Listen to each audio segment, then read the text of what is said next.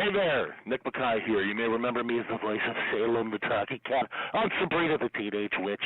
I remember it well. I wish it was still around. At any rate, if you want to hear my interview with Gogoodman, you know what to do. You just hit up gogoodman.com.au. Make it happen. Do it right now. As a voice actor and part-time sports broadcaster, as well as a live actor, when did you figure out how to use your voice, and were there certain voices you looked up to as a kid? Well, it's interesting. I trained as an actor, and, it was sort of my original goal. So I did actually get voice training and learned dialects and stuff like that, and went to a conservatory program. And, and then all of a sudden I started to write comedy, and that became the sort of definitive thing in my life. And strangely enough, I ended up getting these voiceover jobs. So all that old training did come in handy. So, it's funny. It's like with the cat on Sabrina, Salem, I was writing on the show, and then I got cast as the voice of the cat. With Angry Beavers, I just went in and got cast on that. But, I'd always try to keep my hand in voiceover work because it's fun to do. It's really, really fun work if you can get it. It's tough work to get, though. As much as I've done, I'm always amazed at how hard it is to land that stuff. In terms of influences, boy, I don't really have any that I try to emulate, because there are kind of two ways to make your voice work in the marketplace, and one is you've got a voice that you can do 1,000 characters with, people like Billy West or Mel Blanc, they could just do anything they wanted to seemingly with their voice, or you've got a voice that kind of embodies a certain attitude, and that was sort of my path, between like Norbert on Angry Beavers and Salem. I tended to get these parts where the animal I was voicing was kind of a wise ass, and so my voice lent itself to that. I have no idea why. So did you always have an interest in writing as well, and especially comedy writing, because that's not an easy path to take, because you can find it funny, but not everyone else is necessarily going to find it funny. Where did your comedy training come from? It's funny. I really, I stumbled into it. I worked so hard to try and be an actor, and, did all the usual stuff, and, trained and then moved to New York City. And, I'd get work here and there, and I did okay, but it clearly wasn't going to be the path for me. I found it hard even just to try and make a basic living doing it. But while I was pursuing that in New York, I knew a guy from college who was an editor at the National Lampoon, which at the time was a really big national comedy and satire magazine in the States. And I used to run into him at parties, and he always liked my sense of humor. He said, if you ever want to do anything for the magazine, let me know. And, like a foolish young guy that I was, I didn't think, well, that's an opportunity, I should take it. I thought, well, that's not acting, so I don't think I'll do that. And then, I finally, woke up and smelled the coffee and, reached out to him, and I started to write. One of the funnier parts of the magazine was that they used to do fake letters to the editor that were, just very absurd and funny voices. And I started to write those, and I did really well. And within like 6 months, I was a contributing editor for the magazine. Like everything, it was not something I had trained for or tried to pursue. And of course, naturally, it turned out to be the thing I do the best. So from then on, I kept getting work writing comedy. I ended up working at what is now Comedy Central in its earliest days when it was called the Comedy Channel, and that was sort of, my bridge to writing comedy for TV. And honestly, it's, I'm scared to say it's been that was, holy cow, that was like 30 years ago. And I've kept working ever since, and thank God for that. But, I can't believe it's been that long. That's upsetting, but it's good, but it was clearly like, oh, no. You think you're this, but what you do well, it's over here. Just open your eyes and follow the doors that keep opening for you. And through that path, strangely enough, I've still had the opportunity to do a fair amount of on-camera and acting and stuff, so it's worked out very well. I got no complaints. Well, you've answered all my questions. Thanks for the... No, I'm kidding. I've still got a page left. All right, good luck. As you mentioned, before we get into some of your credits and the ones that I know you for as well, being a 90s kid, you can probably assume the kind of angle I'm going to come from. But were you always interested... You've tried everything in entertainment, and you're still doing everything in entertainment. Were you always interested in that industry, or did you have a backup plan? What was kind of your mindset, I guess, going through college, if you went to college? What did you want to be? It was definitely what I wanted to pursue. I knew I wanted to try and be in some kind of form of entertainment. From pretty early age, I had this feeling that that was what my calling was, and I was that kid who was in a lot of plays, and I had a band going through school, and when I went off to college, I started to actually really study acting and pursue that, and so I went down that path pretty hard, and I did not have a plan B, and I remember that well because for a lot of my early years, when things really weren't working out that well, I was extremely aware that I had no plan B, and not in a good way. It was like, holy crap, what am I going to do?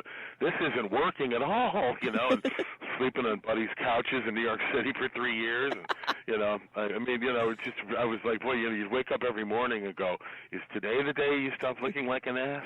And you just kind of hang in there and, pursue it, and thank God it worked out. But I didn't have a plan B, and I think part of that, and I think this is true of a lot of people who do this work, I never wanted to have a real job. The idea of, getting up in the morning and going to a real job, and I had them. I had all sorts of real hard-working jobs. I drove forklifts. I did manual labor. I did all sorts of tough stuff in the summers when I was in school because I come from a pretty tough industrial town in the States called Buffalo, New York, which I'm very proud of being from there. It sounds tough. It's a tough place. And the economy was terrible there, so if you wanted to get a job, you'd get a minimum wage doing something pretty atrocious that no one with options wanted to do. So, I learned the difference, but I always had that feeling of, if I could find a way just to get the rent paid, by doing anything creative, that would be a dream come true. And so the lack of plan B was because I think I wanted to give myself no way back on the gangplank, So during that period where it sounds pretty tough and you're just trying to make your dream come true, that's the cliche, how important was the sense of humor for you? Oh, it's the best thing you have going for you when times are rough, and I was grateful to have a sense of humor about things. It's funny because I look back and I realize, I remember, I went to this conservatory grad school and I got a master's degree. And at one point, I was doing all these scenes from Hamlet, and I was doing productions of these really, really serious plays, one after another, and I was sort of the self-important, smoldering young actor, and it's so far away from who I am now, and I think part of it was that, it wasn't until I embraced the fact that, I actually have a sense of humor, and I think that might be what sets me apart from the crowd. That's when things started to get interesting and get exciting for me. When I kept myself sort of locked into a small identity of I'm going to be a young, serious actor, there were a lot of guys out there who are a lot better at being that than me, and so, it became clear painfully over time that, I was much better off being the wise-ass voice of a talking cat as opposed to Hamlet. That wasn't going to be in the cards for me. All right. I can handle it. Nobody wants to see me as Hamlet. You know what? I don't want to see anyone as Hamlet now anyway. See, I can be honest about it all now. You began your career your entertainment career as a magazine writer for, what was the name of the magazine again? It was called the National Lampoon. National Lampoon. And writing as you mentioned, got your foot in the door of Hollywood. Compared to being an actor, is writing an easier or harder way to get your foot in the door and get early experience in Hollywood? I think... for me, writing was a much easier way. The thing that's interesting about if you can write, you can be proactive. An actor literally has to wait for the phone to ring, as they say, or for a project to be generated, and for them to be picked to be in that project. So you're at the mercy of everything and everyone. If you can write, there's nobody saying, don't write today. Don't get a cup of coffee and start writing a movie or a TV show or anything. So you can be much more proactive. And this is where I don't know whether it's the difference between the disciplines or the difference between my abilities in the two different disciplines. But as soon as I started to write, it just kept going. And it was the last thing in the world I wanted to do. So for me, the experience was that it was easier to get work writing. However, the way you spend your days when you're working as a writer are infinitely harder than when you work as an actor. And I've done both, and I will stand up to that, because writing is sitting there. Writing, as they say, is rewriting, and it is grinding it out until it's acceptable, and then you're continually trying to improve it. It is arduous and relentless, and it takes a lot of time. And it's not exactly sexy, you know. You're in another room with a lot of other overweight men in shorts, and it's like, what are we doing? What happened here, you know? Again, this isn't Hamlet. What happened to me? But, you know. So, but the problem with acting is that it's the best thing in the world when you're working, but when you're not working, it is the worst. So, you know, I've tried to sort of keep my hand in both just to keep my sanity. But I found getting work easier as a writer. If you can write, I always say in America, you know, in the game of baseball here, everyone needs left-handed pitchers because there just aren't that many of them, you know. And I always felt like once I realized I could write comedy, I felt like this is what it's like to be a left-handed pitcher. There's actually a demand for what you do. If you want to be an actor, there's not as much demand for what you do because there are a lot of people trying to do what you do. When you're writing, as your career progressed in your early stages, you began writing on different shows and a few different magazines. When you're writing for multiple publications and shows, is it hard to adapt to the different styles of comedy between shows and kind of keep them separate, or do some of them overlap? You know, it's interesting. It's part of being a pro in this work. Like if I were writing a column for ESPN, I did a lot of sports writing, a lot of sort of point of view op-ed pieces, and on camera and also in print and online. That could be a natural outgrowth of my take on something from the world of sports through my voice.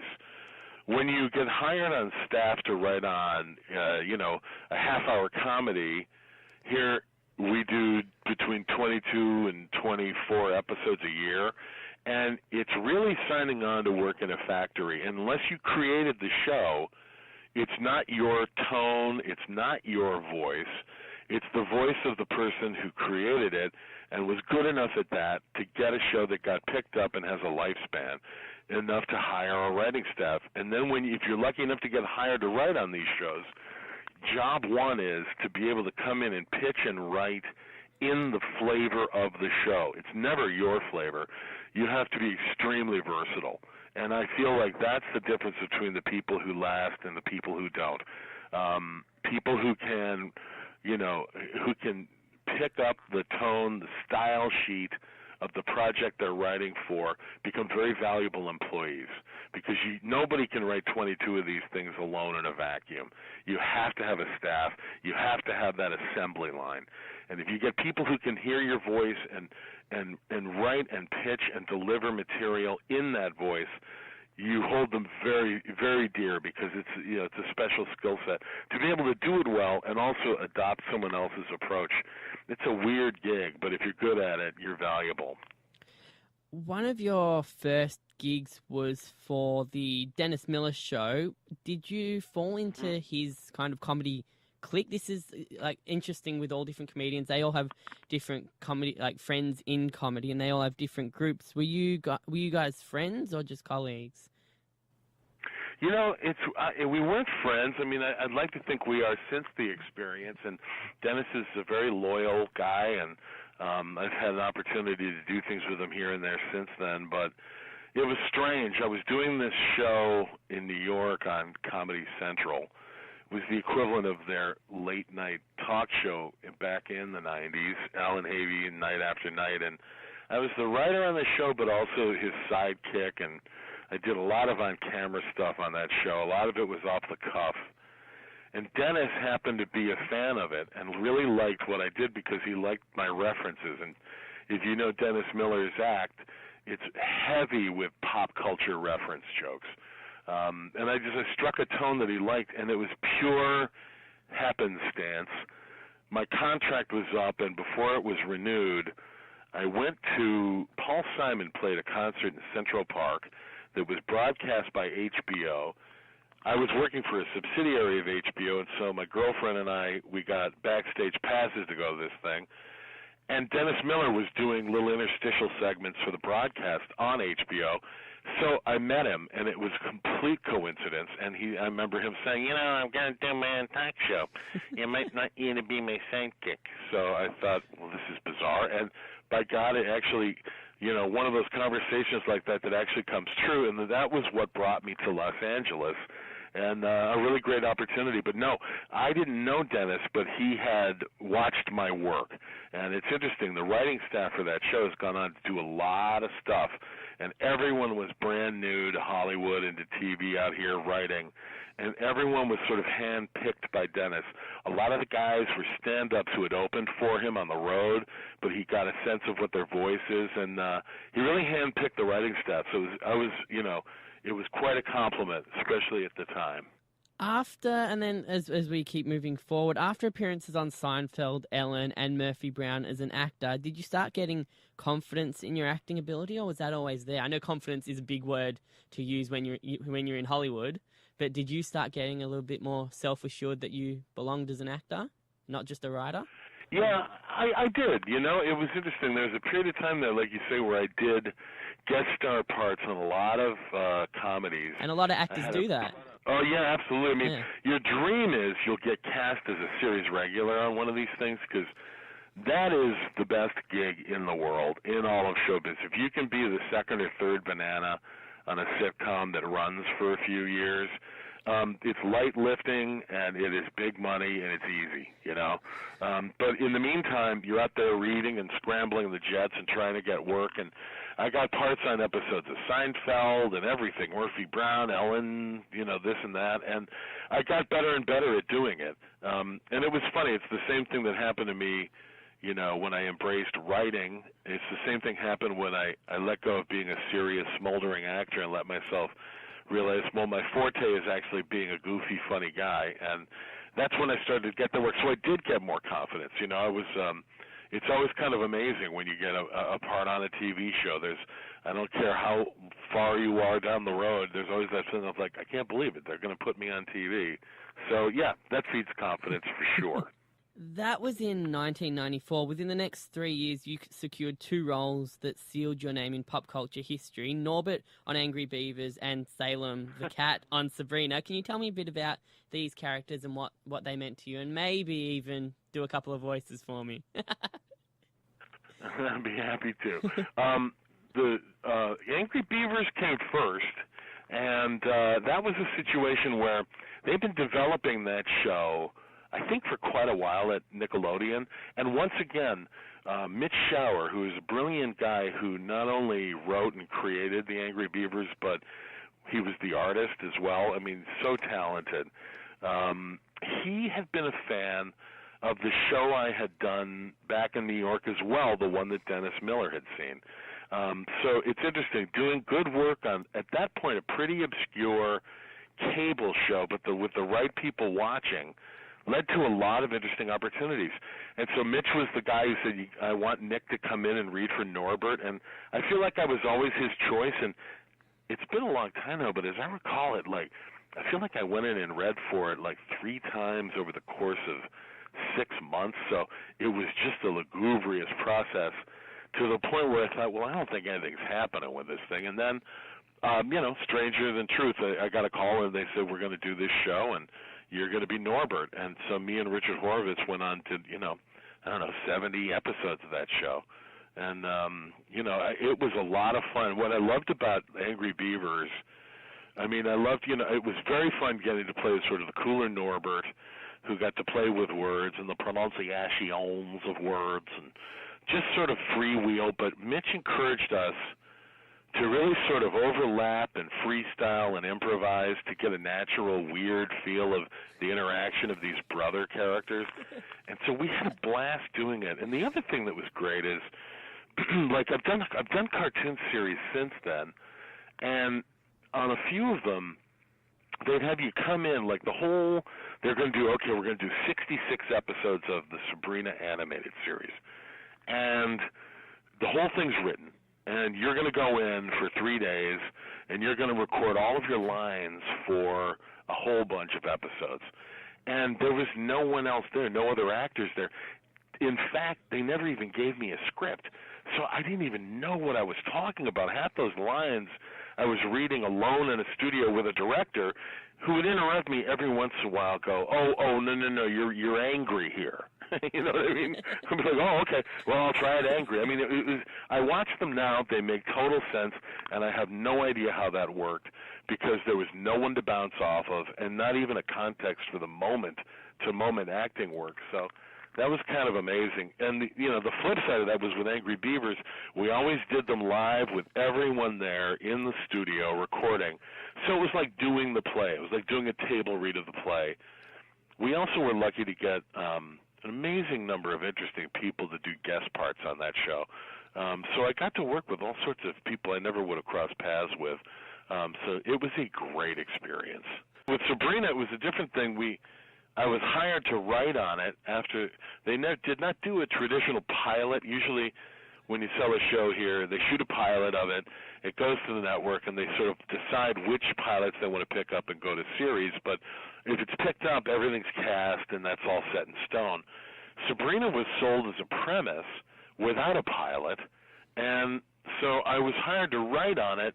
And then we shot the pilot, and in that period of time, I'd already been doing Norbert, Angry Beavers, and a bunch of other voice work.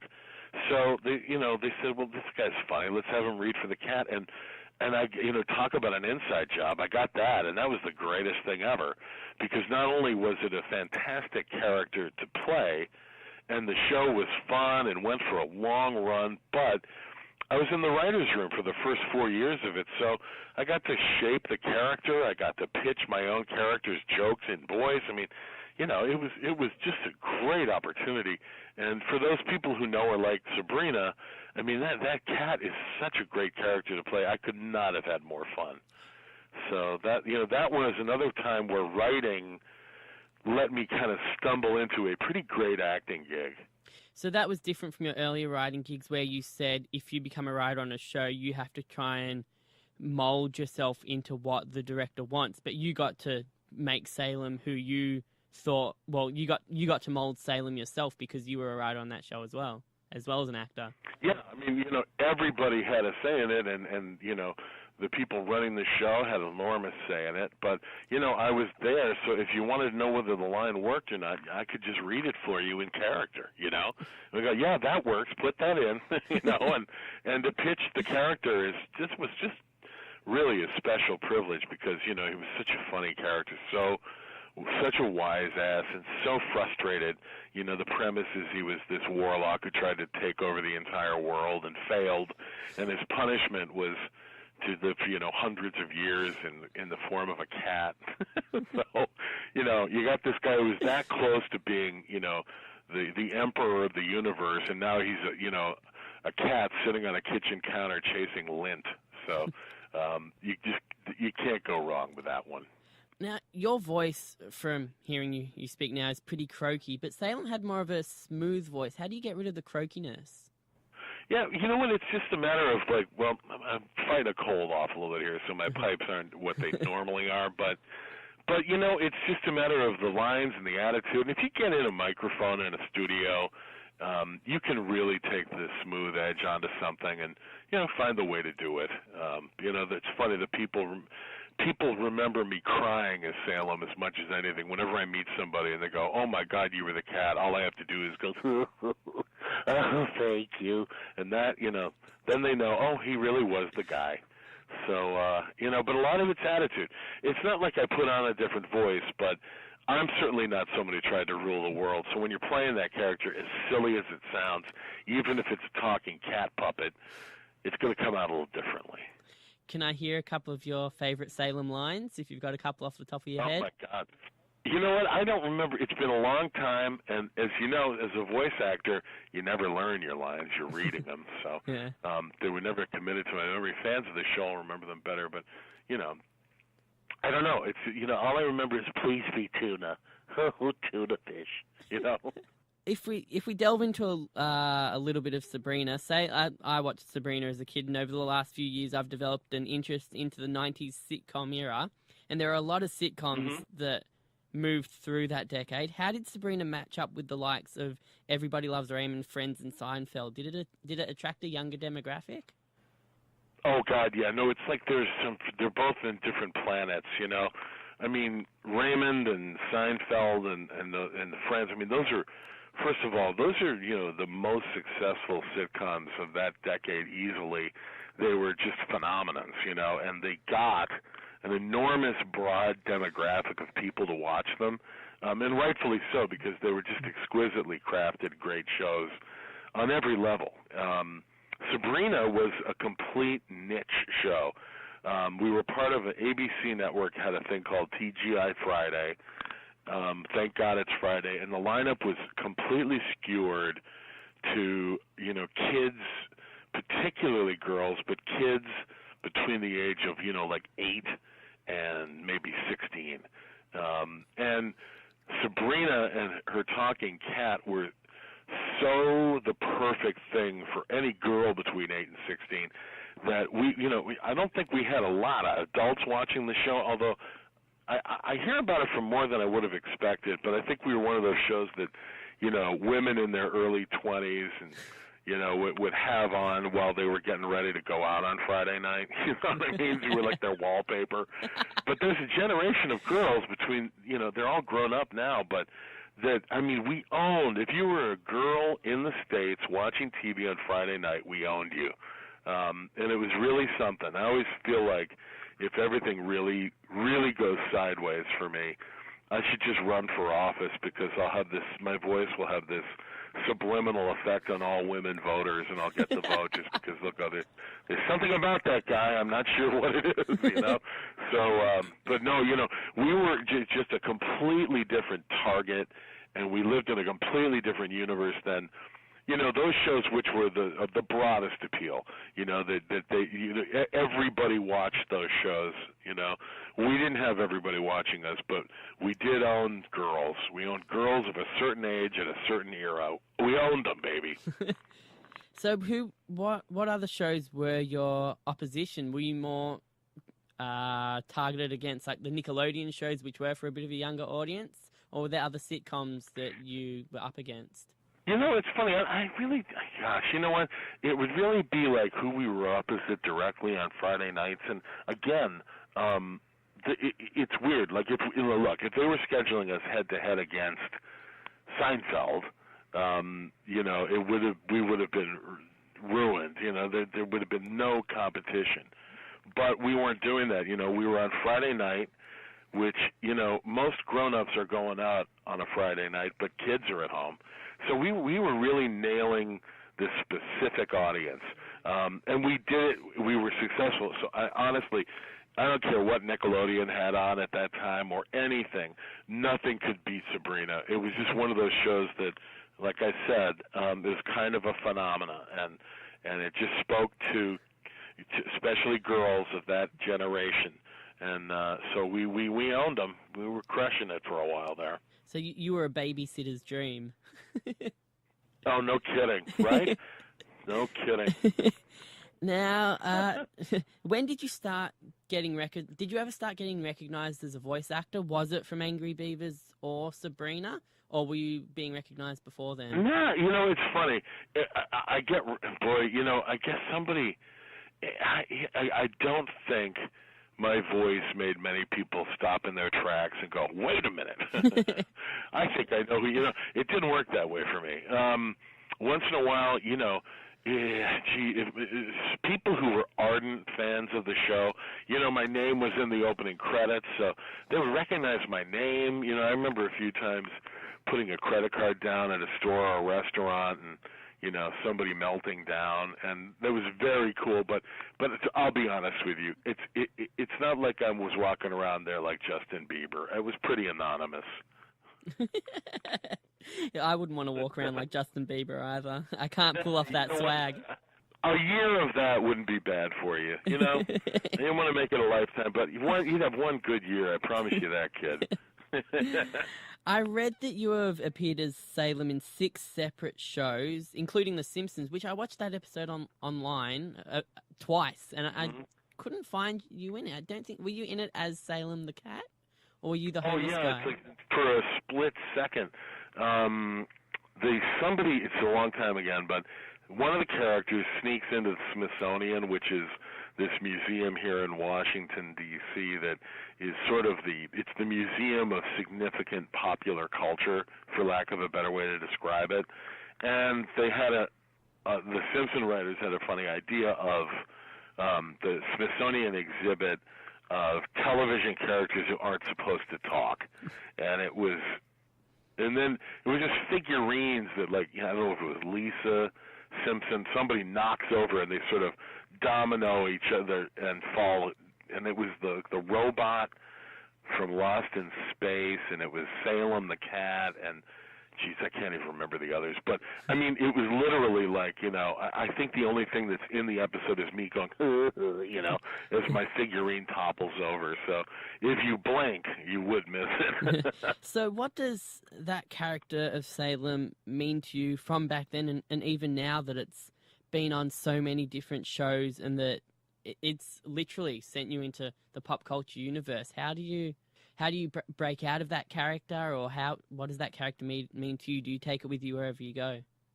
I definitely take it with me. At the time, in the early going in particular, I had no idea it would have any significance. It was just fun, So I didn't realize that. But, as time has gone on, what's strange is that the show continues to really have a following, and not just people who were there for it on the first hop when it was on ABC in the 90s.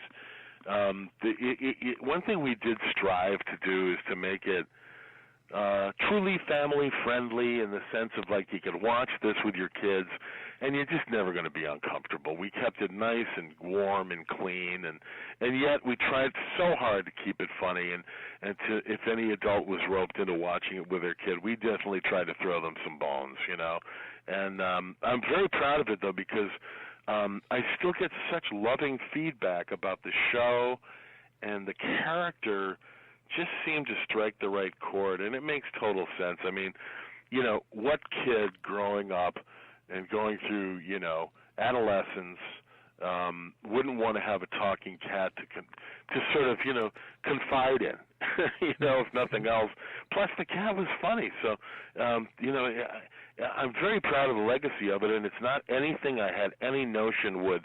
Look, it's, my God, we haven't done that show in a lot of years, and here I am talking to you about it, and I wouldn't have guessed that at the time. I'm very grateful for that. Apart from the voice of Salem, you mentioned you were a writer behind the scenes as well. So being a writer and being a voice actor, how often did you get to go on set, or was your main job away from the set? I was in writers is just, like I said earlier, it's a grind.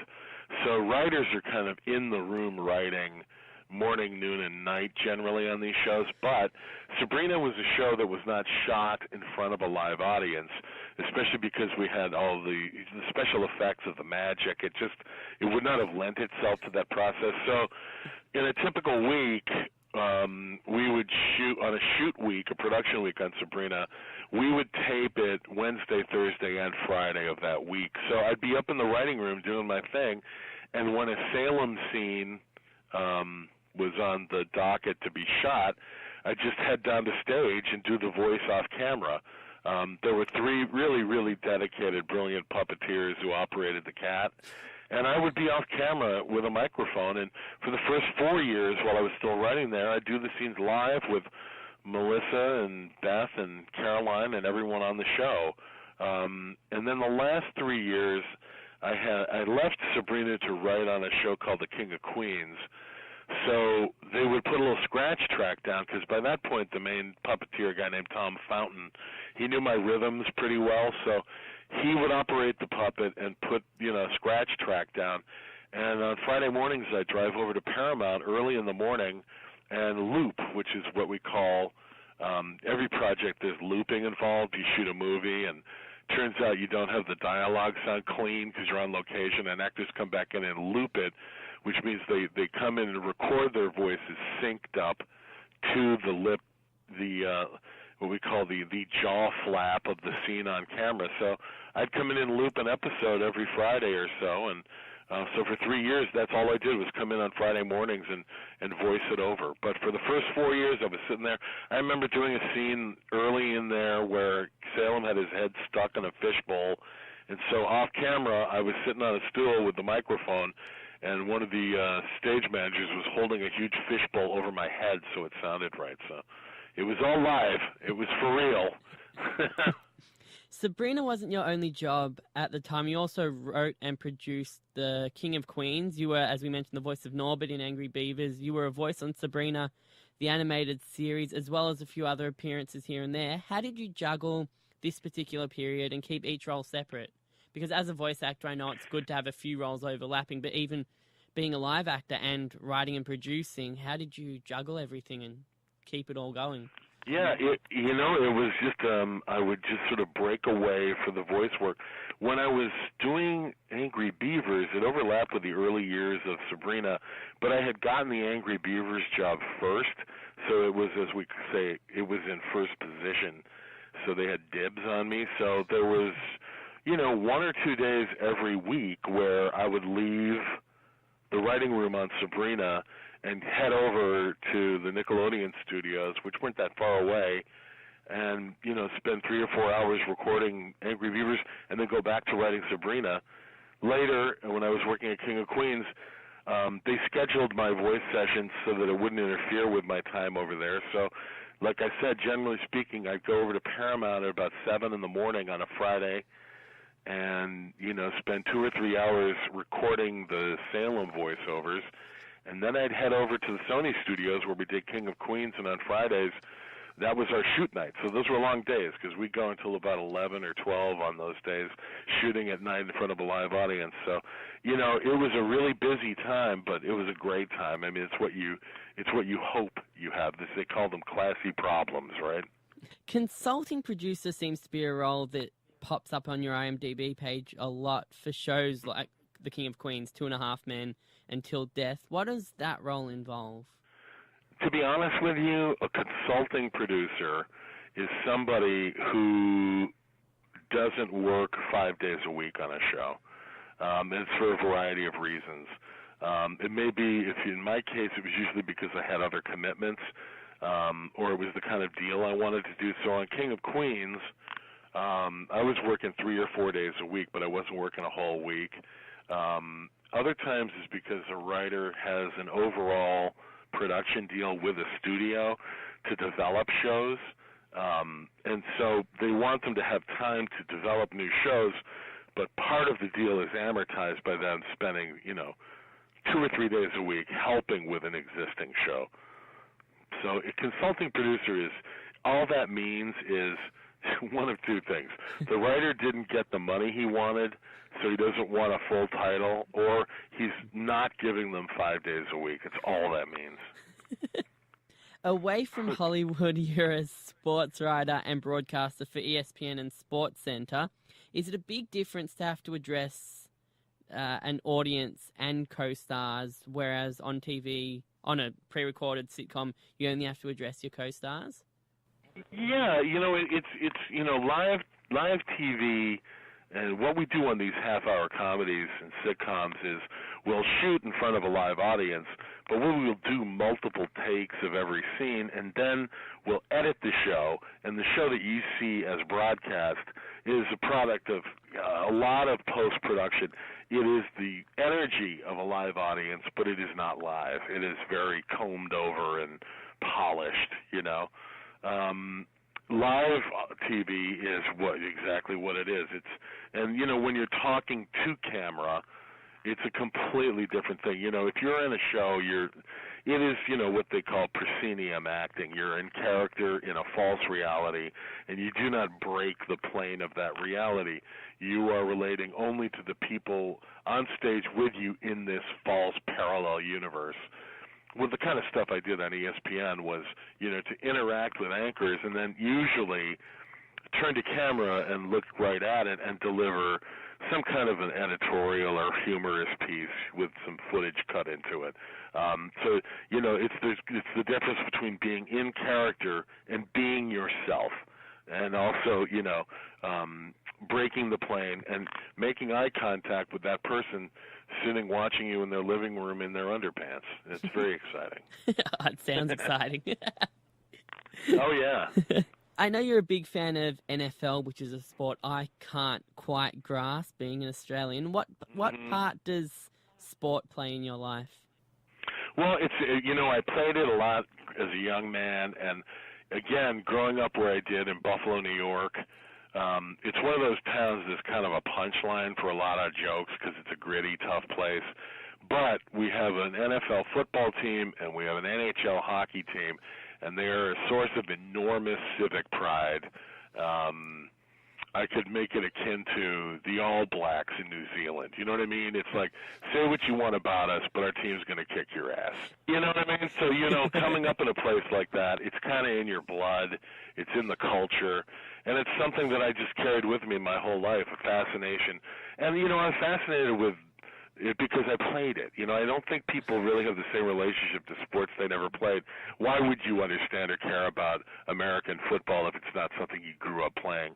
I grew up playing hockey. I didn't play basketball. I find basketball incredibly boring, Really? So I think it's all about your personal connection to the sport. But, your closest way into American football is rugby. So there's a way in, but you know what? You're fine without it. Yeah, we have our own spots. I tried watching the Super Bowl, but I'm more interested in the halftime show, which a lot of people of my ilk maybe are. I don't know. Of course.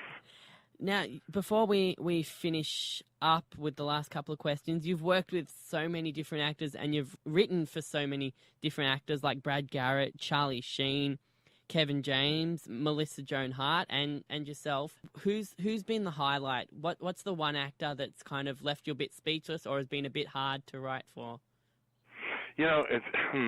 I've had a great experience writing for all of those people because I had a really nice personal relationship with all of them, and it extends to this day on the show. I work on a CBS show that's on right now called Mom, which is a half-hour comedy that stars Anna Faris and Allison Janney. Allison I knew from way back in the day. Anna I never knew, but I've gotten to know both of them working here, and it's been fantastic. The moments and when you know somebody and you want to write for their voice, it's actually a nice, great experience. It's very positive. The times I've been kind of dumbstruck and in awe it was when I would cross paths with celebrities who were really important to me when I was, 12 years old. You know what I mean? There's something different about that because I've met a lot of amazing people and I was, thrilled and impressed to get a chance to even shake their hand. But it's the guys when I was 12 is when I met Joe Frazier, when I met James Brown. I mean, that's when my knees got a little weak because it just didn't seem possible. You know what I mean? So I would say that I've always had fun writing for the people I've had the chance to write for because I got to know them and I liked them and they were friendly and warm and talented. But when you cross paths with somebody who you were in awe of at a certain age, that's when you can get really goofy and really awestruck. What's next for you? Have you ever thought about creating your own show, or do you like bouncing between sets and writing for all different kinds of actors, as you said? What's next? Well, I hope we get to do a couple more years of Mom because this has been one of the best experiences I've ever had. I love writing the show, and I love the people I work with, and what more can you ask for? And, I've had some success writing some movies. I wrote both of the Mall Cop movies and Zookeeper with Kevin James. I've got a couple of movies I'm going to try and write during my break, see what I can do with that. And, one of these days I got to get a TV show together, too. So, the best thing in the world in my line of work is to have this steady gig that you can actually rely on and at least pretend you're an adult when your family asks you, are we going to be okay? Are we going to eat next week? Yeah, I think we're going to eat next week. It's okay. But those are the moments when you actually want to put your energy into something novel and personal and see where you can go with it. It's a lot harder, although not by any means impossible, to do that kind of growth when you're in between gigs and scared and chasing it. It's a better energy. Relaxation relaxation is the answer to all creative problems, and it's, easier said than done, but that's the ticket. Have you ever tried stand-up? Is there a big difference between comedy writing and stand-up? Yeah, I mean, I've definitely done it, and I've also emceed and hosted a lot of stuff, and I love doing it. It's something that I really, really enjoy. I've done a lot of roasts, too, which are the best, because you get to write the meanest jokes you can imagine. And it's like, oh, but we're allowed. It's okay. That's what you asked for. But it's very different. You're basically out there selling your specific point of view, and it's wonderful. It's wonderful. But, if it's not the point of view that people were looking for and you're dying the death, there's nothing quite like it, But I think that if you go at this work long enough, everybody I know who's stuck with it, you'll never be free of bombing. Bombing is just part of the gig. Hopefully it's rare. That's all you can really hope for. But you develop a kind of a tough skin and a sort of gallows humor about it, and you just keep going. Just keep going. Even if they hate you, keep going. Finish your act. Where can people find you? Are you a big player on social media? Ish. I have a Twitter account. It's Nick Bakay 4 Real. That's my name, and the number 4 Real.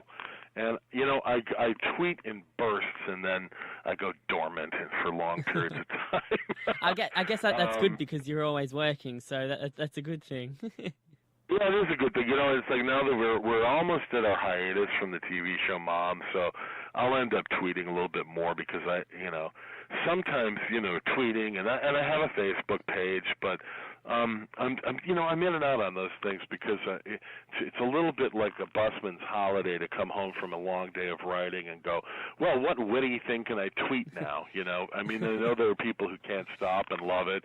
I actually have my limit, so but I'm available on both of those platforms, and knock yourself out. When I do, it's good. I'll tell you that much. I'm more about quality than volume. Nick, it's been an absolute pleasure. Thank you for taking me back through my era of the 90s. I love it, and I'm going to keep doing it because this is fun. I hope you even make it out to a convention one day if you get into the convention circuit and I get to meet you and shake your hand and get a photo. You know what? One of these days I got to do that. I've never done that, and I realize, I should, so I will, and if I do, I'll let you know, I promise. It was a real pleasure talking to you. You do a nice job, I really enjoyed it.